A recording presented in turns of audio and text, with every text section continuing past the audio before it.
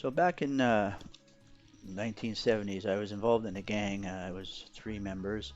We were called the Mob, MOB, members of bad or men of bad. This was back in grade eight, and basically it was just a silly little group of guys, innocent as we were, except for one of our members. He was a delinquent. But I made these little cutouts in shop, fish-shaped cutouts, and I inscribed MOB on them. So we each all had our little calling card, and our silly little antics actually led to a criminal activity. This was back during the non-digital days of pictures, back when you had to have a professional photographer come to your class and actually take the pictures of us with our braces, if we were fortunate enough to have the money for braces, which I wasn't, and wild hairdos, pimples, the whole bit.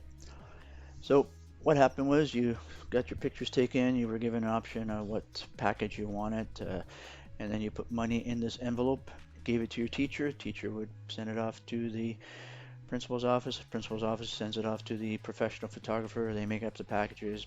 Weeks later, you get your pictures. So what we did was we decided that we were going to steal the picture money. And if you think of it, if you have 20, 25 kids in a class, and each envelope has 10 to $15 in it, you're talking hundreds of dollars per classroom that was being put in the teacher's desk. And so what we did was we came up with this idea where one guy was going to be a lookout down the hallway during lunch hour. The other guy was actually a lookout at the door, and the third culprit would be in the teacher's or rifling through the teacher's desk and pulling out the money from the envelopes and stashing it in the pockets. And eventually, we filled our pockets and we screwed off, and that was it. We hit about three or four classrooms. It was amazing that none of the teachers' desks were locked at the time, so that allowed us not to show any kind of carnage. And it was probably one of those things that probably took maybe weeks before even they noticed that the money was missing, or at least days. And so after we pulled in a few $100, we went over to the mall, had some subs, pizza, pop, and played some rounds of pool.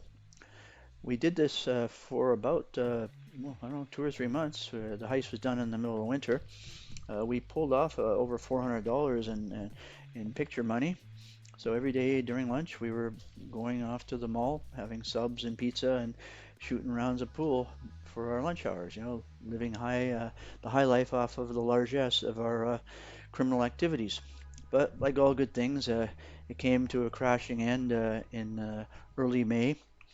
The one member of our group who was the delinquent, he'd been busted for some break and enters, and he was obviously interrogated for any other heists that went on. And obviously, the heist at our school was reported, and he eventually ratted us out. And so we were hauled down to the principal's office, the other two members of our men of bad, and we were given the ultimatum to pay back the $400 plus that we had ripped off from the school money. It didn't go over very well, by the way, with my parents.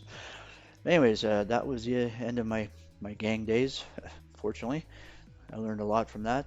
Karma will eventually come and bite you in the ass, no matter what you think you are or how invincible you are. And so that was it.